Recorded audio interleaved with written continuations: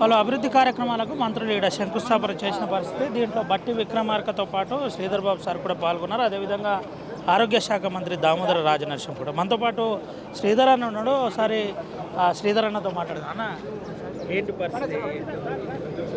మీరే చూస్తూ ఉన్నారు, మంచిర్యాలలో జరుగుతూ ఉన్న అభివృద్ధి కని విని ఎరగని రీతిలో కాంగ్రెస్ పార్టీ ప్రభుత్వ హయాంలో తీసుకున్న అనేక అభివృద్ధి కార్యక్రమాలు ఈరోజు డిప్యూటీ సీఎం గారు, అదేవిధంగా దామోదర రాజనరసింహ గారు, ఇన్ఛార్జ్ మంత్రి కృష్ణారావు గారు, మేము అందరం కూడా కలుసుకొని ప్రేమ్ సాగర్ రావు గారి అధ్యక్షతన ఈ కార్యక్రమాలు చేస్తూ ఉన్నాం. అవకాశం వచ్చింది, ధర్మిలా అభివృద్ధిని చూపెట్టాలి, మార్పుని చూపెట్టే కార్యక్రమం జరుగుతూ ఉంది.